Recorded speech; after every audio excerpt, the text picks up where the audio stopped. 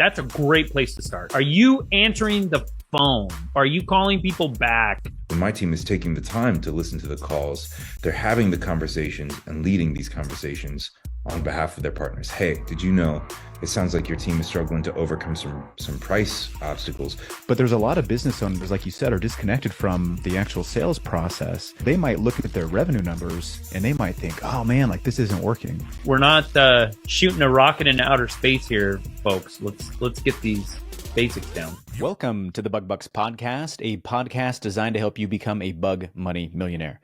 Today's episode is brought to you by Bug Bucks Plus, the #1 course designed to help you start and grow your pest control company. We got an awesome topic for you guys today, but before we dive into that, just want to remind everybody listening, the best way to receive new episodes is by subscribing to our show on your preferred podcast platform like Apple, Google, Audible, or Spotify. If you love the show, please leave us a rating and a review. And one last reminder, if you haven't joined our Facebook group, go to Bug Bucks, that is BUGBUX. That's also the best way for you guys to share your feedback on our show and have your questions highlighted and discussed here on the podcast. So make sure you find us on Facebook and join the group. Hey, everyone. Welcome to the Bug Bucks Podcast. I'm Allan Draper. I've got Eric Bassett here with me. What's going on, Eric? Hey, Allan, not too much. Excited for this episode, man. It's going to be a good one. Very cool. Yeah, we want to hit on something super niche. We are welcoming back Matt Rogers from Lizard SEM. Hey, everybody. And welcome to the show, Matt, before I thanks. Keep going. Glad to be back. We're going to get down to some nuts and bolts, and this is going to be a little shorter episode. We're in a little bit of a time crunch. Matt and I actually just came back from San Juan, Puerto Rico, or Puerto Rico. Very good. Very good. Where we recorded. I can't do that. I can't roll my R's. Yeah, dude, it takes a while for us gringos. Brutal. But we were down there recording with Paul Janamore and the Potomac group. And on our way back, you and I were kind of discussing some of the hurdles that companies run into, either with their inside marketing team or with somebody they use outside. Mm-hmm. And so let's talk about that a little bit. What are some of the main hurdles? Because I know a lot of times, and the reason why I know this, Matt, is because even before I was involved with Lizard SEM, the marketing team a lot of times got the blame when it was, and in some cases it was deserved, granted. But in others, there were some other systems that were breaking down. Yeah. So when we were traveling, one of the things that we started talking about was our partners, account managers, the people on my team that are partnered with the company that they represent, right? Listening to calls and working on the calls and leading conversations with the partner as opposed to reacting to conversations with the partner that largely revolve around issues of closing ratios internally, right? So I've got a team that are listening to calls once a week and taking their notes of their findings into their connecting calls with their partners, right? And this piece of the puzzle is pretty important because it touches on the point that you just made. Shala and Anissa and my paid search team can generate 100 leads for your company and be very cost effective about it. But if the folks that you have on your inside sales team are not answering the phone or being polite or overcoming obstacles or following up on a warm lead that maybe just needed to touch base with their husband before they made a buying decision, if you're not training your internal team to close some of these gaps, then what it looks like is from the business owner's perspective is usually zoomed out and looking at this thing from a distance, that they have thrown a bunch of money down the drain on a marketing team when if you listen to the calls, or in this case, when my team is taking the time to listen to the calls, they're having the conversations and leading these conversations on behalf of their partners. Hey, did you know it sounds like your team is struggling to overcome some price obstacles? What can we do? What kind of incentive could we put in place to help them get on the other side of that and close some more of these down for you? Or we just noticed that a lot of these go to voicemail. What's going on, you know? You know, I wanted to think this get is such a Eric's huge take. thing. Yeah, Alan, I think this is such a huge thing because I've had this conversation with multiple marketing companies that we've used. Mhm. And at the end of the day, leads are only as valuable as if they can be translated into closed customers, which make revenue, which makes profit, right? But there's a lot of business owners, like you said, are disconnected from the actual sales process. And so, you know, they might look at their revenue numbers and they might think, oh man, like this isn't working. And from a marketing standpoint, you might be delivering on what the lead requirements or the lead goals were, but it's not translating. And a lot of that has to do with the metrics or the minimum metric goals that they have set for their inside sales teams. So when I sit down with a marketing company and I say, hey, this is how much we'd like to do in new sales revenue this next year. And based on the minimum metrics of my team, how they close, how they convert, what their average contract value is, average initial value is, all these different things, I can kind of use a formula to figure out how many leads I need, how many qualified leads I need. And then for the marketing company, if they can bring in the leads, they've done their job. If they can bring in the qualified leads, they've done their job. What my job is as the business owner is to ensure that my team performs well enough that we can get the revenue from those leads that the marketing company has worked so hard to get. So kind of like you were saying, if you run into having a client who is kind of hands off and doesn't really understand that relationship, it can lead to difficult things. So I was going to say, if you're obviously we're PCOs are listening right now, but if you're a PCO and you aren't really involved in the inside sales portion of your company, or you don't have metrics and you're not tracking the closing rates and you're not tracking conversion, all this other stuff, start doing it, because you are the other side of the coin for how leads actually translate into revenue and profits. Your marketing company can only do so much. And Matt was saying like his team is listening to calls and providing feedback, which honestly, marketing companies listening to calls and providing sales feedback is a lot more than most marketing companies will do. So that's really big. I will take that, sir. Yeah, because it translates into you guys feeling that, or you guys understanding that the end goal isn't just to provide that customer leads, it's to help them translate those leads into revenue, into profits. Well, just like a PCO, part of our job is as PCOs is to make people not just provide the value, make people see the value. Those aren't the same thing.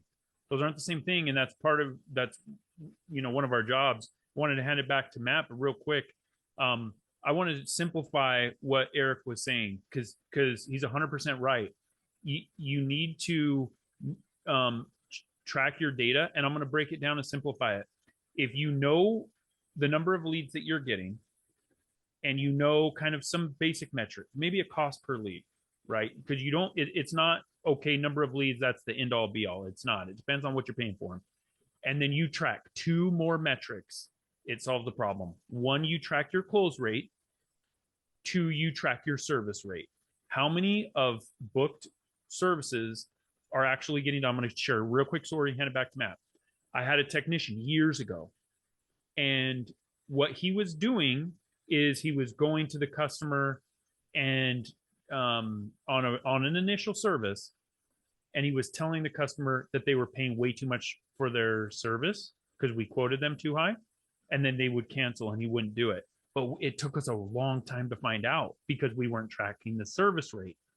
And so what did we do? We called the marketing company because we were just looking at new revenue, and it didn't have anything in that instance to do with the marketing company.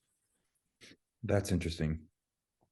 One of the exercises that we even we feel obligated to take a step to, Eric, to your point, I think some of the reason that I'm leading our account managers to have these conversations with their business owners, because I came from the other side of the coin, right? I was the vice president of marketing at Killingsworth, and I had to work with our head of inside sales and our VP of sales to convert the leads that I was producing into opportunities, closed opportunities for the company to act on, right? And so without that piece of the puzzle, what happens is this money is just getting flushed down the drain, right? And so I feel like, one, Lizard's small but mighty, right? And we're growing. And one of the ways that we will survive from a business standpoint is doing everything that we can to help our partners succeed in creating those conversions, because the more conversions they create, the happier they're going to be with us. It's not necessarily a selfish motivation, but there's two sides of that coin, right? And one way the business wins, and because the business wins, Lizard gets to win too, right? And it should happen in that order. But one of the other things that we're having, conversations that we're having with our clients, our partners right now, Allan, to your point, is that planning piece.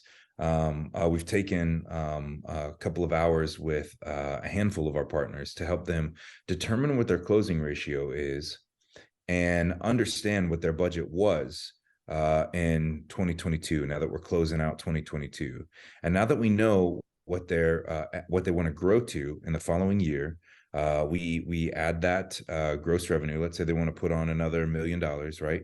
It's $1 million company. They want to grow to $2 million companies. We will take their budget, whatever they say their marketing budget is, if it's 3%, 4%, 5%, 6%, and we'll help them divide that up according to the bell curve of their company. But it's all predicated on the closing ratio that they have historically for their inside sales team, and we help them connect that dot. So we can tell them, hey, your budget is this for 2023, and so Google tells us, because it's using trailing 12-month data for PCOs, and we've got all of this data on all of these paid search campaigns, Google's telling us we'll be able to produce this many qualified leads for you.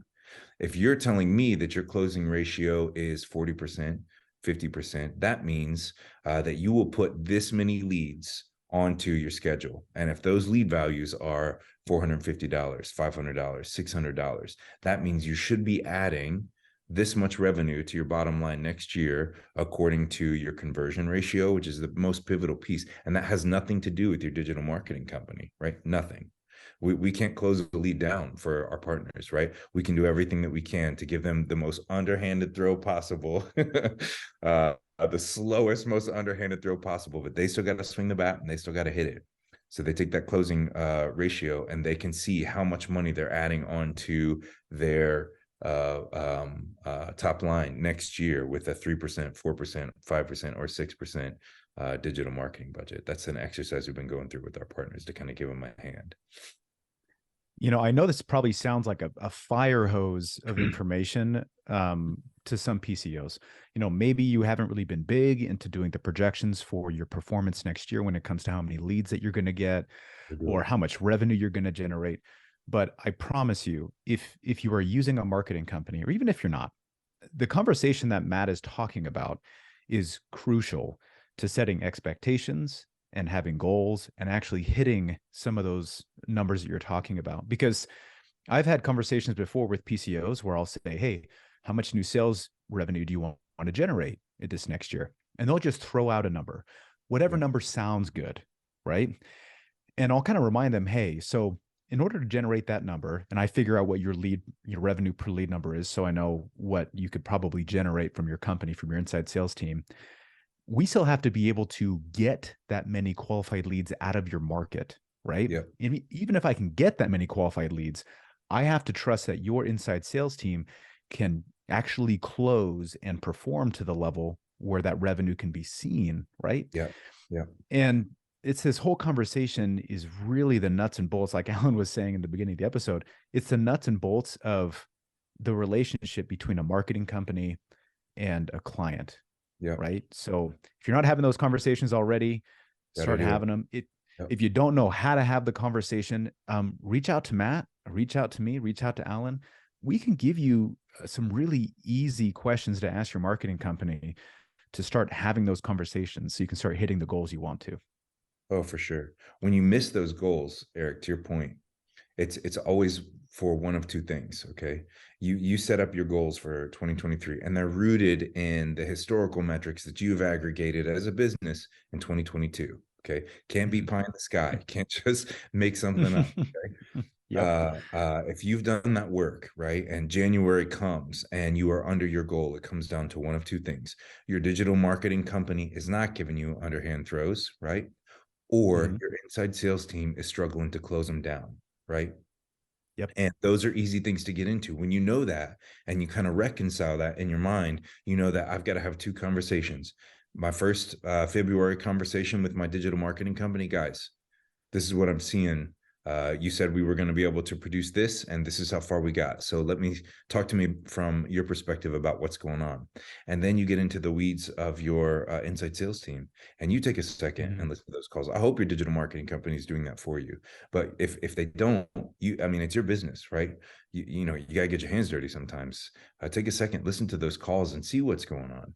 Some of the most uncomfortable conversations that we've had in 2020 truly revolve around the disconnect between a business owner and their inside sales team, and having to gently offer them our findings when we're listening to the calls of their inside sales team.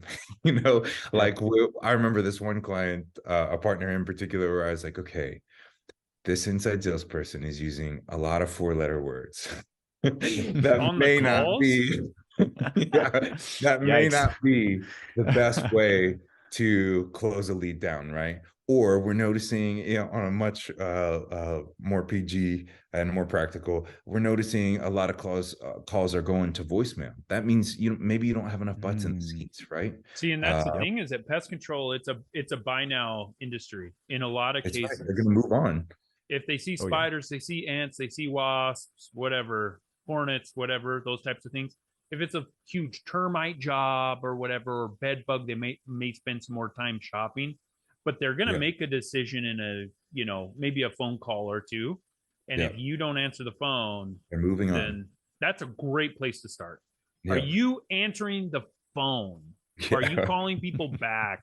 If someone fills out a form fill, a web form, are you calling them back? You know, we're quickly not shooting a rocket into outer space here, folks. Let's get these basics. That's my encouragement. Start exactly where Eric said. Okay, make your plan for 2023. Right, set your goals rooted in reality. And if you're not missing them, go every month. Just take a quick peek. If you're working with a digital marketing company, if you haven't hit your goal, one, your inside sales or your digital marketing company is not serving you good leads, and you got to have a chat with them, right?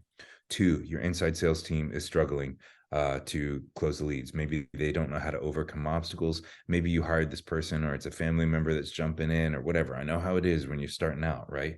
It could be a lot of things, but you may have to spend a little time there to help you get closer to your goals. But those are the two things. I promise you, it's less of a mystery than you think. Love it. We're short on time here, guys. Matt, where can people go if they want to chat with somebody specifically about this? Somebody with Lizard about this. Hey, what are some of the practical things that I can do to increase my responsibility of closing these leads? For sure. Just hit me up. You can visit our site, lizardsem.com. Right, there's a little form fill. Let's chat. And we'll reach right out to you. We will not miss your call. Cool. Promise. Awesome. All right. Thanks for joining us, brother. Absolutely. Thanks for having me, guys. If you enjoyed today's episode, please show your support by subscribing and leaving us a 5-star rating. Thank you. And we'll catch you on next week's episode.